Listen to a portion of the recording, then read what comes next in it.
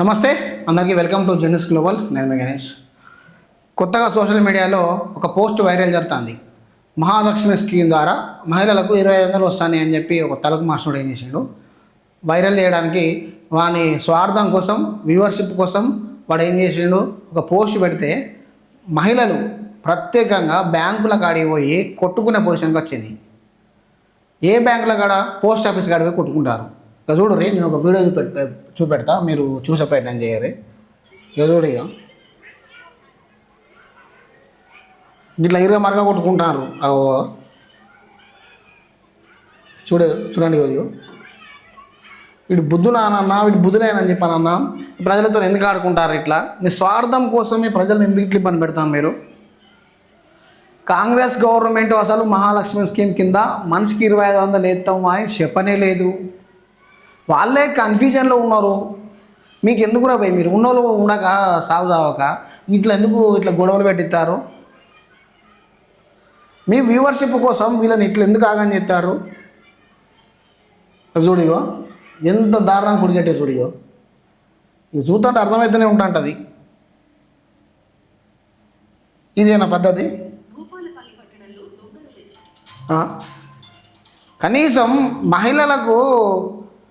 మహిళల కన్నా బుద్ధి ఉండద్దా? అసలు స్కీమ్ స్టార్టే కాలేదు, వాళ్ళే కసరత్తు చేస్తారు. అత్తకి ఇస్తారా, కోడలికి ఇస్తారా, రేషన్ కార్డు ఉన్నోనికి ఇస్తారా, లేనోనికి ఇస్తారా? అది ఎవరికి వస్తుంది? ఎవడు బాధ్యుడు? ఎట్లుంటుంది ఆ పథకం? స్కీమ్కి సంబంధించిన ఎలిజిబిలిటీ ఏంటిది అని చెప్పి గవర్నమెంటే సత్తాది.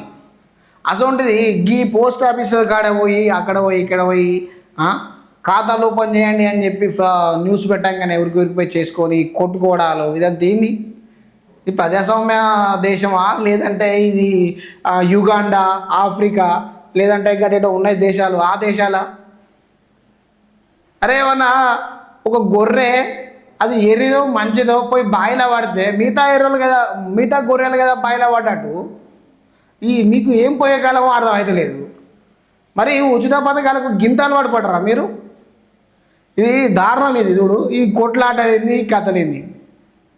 నేను ఒకటే చెప్తాను మహిళలకు, మీరు మహాలక్ష్మి స్కీమ్ కింద 2500 వచ్చేటట్టు ఉంటే, మీరు ఎలిజిబిలిటీ అని ఉంటే 100% ఏ బ్యాంక్ అకౌంట్ అయినా పడుతుంది. స్టేట్ బ్యాంక్ అయినా పడుతుంది, యూనియన్ బ్యాంక్ అయినా పడుతుంది, తెలంగాణ గ్రామీణ బ్యాంక్ అయినా పడుతుంది, కేడీసీసీ అయినా పడుతుంది, హెచ్డిఎఫ్సి అయినా పడుతుంది. ఏ బ్యాంకులో అయినా కానీ మీకు అమౌంట్ డిస్బర్స్మెంట్ అవుతుంది. మీరు ఏం లేదు, ఉన్న బ్యాంక్ అకౌంట్నే ఇంకా ఈకేవైసీ ఒకటి చేసుకోర్రి, పాన్ కార్డ్ అప్డేట్ చేసుకోర్రి, ఇంకా ఫోటో అప్డేట్ చేసుకోర్రి, అడ్రస్ అప్డేట్ చేసుకోర్రి, ఏటీఎం కార్డు చేసుకోర్రి, మీ ఏమైనా సిగ్నేచర్ ఉంటే సిగ్నేచర్ కూడా అప్డేట్ చేసుకోర్రి, అంతే. అంతగాని కొత్త అకౌంట్లు పోస్ట్ ఆఫీసులో ఎత్తే, పోస్ట్ ఆఫీసులో అకౌంట్ ఓపెన్ చేస్తే 2500 పడతాయట ఎవడో చెప్పాగానే ఉరికిరిపోయి పోస్ట్ ఆఫీస్లో లేదు, ఎవడో మనిషికి 3000 రూపాయలు తీసుకొని 2500 రూపాయల స్కీమ్కి అప్లై చేస్తానంటే ఆడికి పోయి మనిషికి 3000 ఇచ్చుడు. ఎవరో సార్లు వచ్చి రాసుకపోతారు అనగానే మనిషికి 200 ఇచ్చి ఫాములు ఫిలప్ చేసుకపోతాడనగానే వాడలకి కూడా నత్తే వానికి 200 ఇచ్చి ఫాములు ఫిలప్ చేయించుడు. ఇదంతా మానుకోరి. ఫస్ట్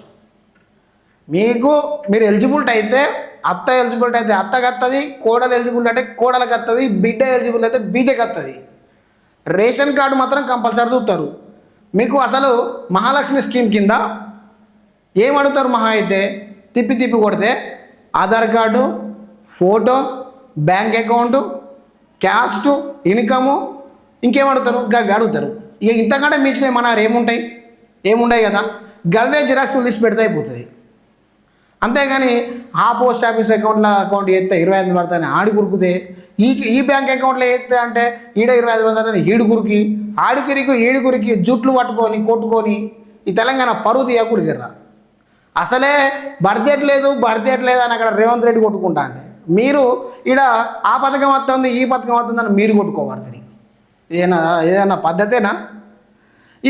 ఇందులో ఆన్లైన్లో పోస్టులు పెట్టడానికైనా కొంచెం తల అన్న ఉండాలి, తోక అన్న ఉండాలి, లేకపోతే తల తోక లేనుడే ఉండాలి. వీడు స్కీమే ఎలిజిబుల్ లేదురా అయ్యా అంటే గాడి పోయేయరు అని చెప్పి స్టేటస్లు పెట్టాబట్టే, స్టేటస్లు పెడితే వీళ్ళందరూ వచ్చి ఇక్కడ ఆగం కాబట్టి ఇది మానుకోర్రి. ఎవరికైనా ప్రభుత్వం పథకాలు రావాలి అంటే 100% ప్రభుత్వం ఫిక్స్డ్ డేట్ పెడుతుంది. ఏ ప్రభుత్వం అయినా, ఈ కాంగ్రెస్ ప్రభుత్వం అయినా, బీఆర్ఎస్ అయినా, రేపు పువ్వు గుర్తు ప్రభుత్వం వచ్చినా ఒక డెడ్ లైన్ పెట్టి ఆ డెడ్ లైన్ నాడు రిలీజ్ చేస్తాను, పలానా డాక్యుమెంట్లు పలానా ఆఫీస్ కాడ చెప్పాలి అని చెప్పి వాళ్ళు చెప్తారు. ఆ టైంలో మీకు ఏ బ్యాంక్ అకౌంట్ ఉన్నదో గా బ్యాంక్ అకౌంటే పెట్టుర్రు అలా, సరిపోతుంది అంతే. కొత్తగా ఓపెన్ చేయాల్సిన అవసరం లేదు. అంతేగాని ఈ చిల్లర మల్లర ఈ చోట మోట నాయకులు చెప్పిన మాటలు నమ్మి వాడెవడో ఇప్పిస్తాడంటే మొత్తం టాటా ఏసీలు కిరాయి తీసుకొని పోయి అక్కడ వాని దగ్గర పైసలు కుదబెట్టి ఆడెవడో లాస్ చేసిన వాళ్ళే వాయో వాబో వాయో అని గుండెలు కట్టుకుని లేదు. ఈ రోజుల్లో అందరు లంగలే ఉన్నారు, మంచోళ్ళు మాత్రం లేరు, ముంచటోళ్ళే ఉన్నారు. ఎవడు సందు దొరికితే ముంచుదామని చూస్తాడు, కనుక్కొని సపరేట్గా ఉండుర్రి.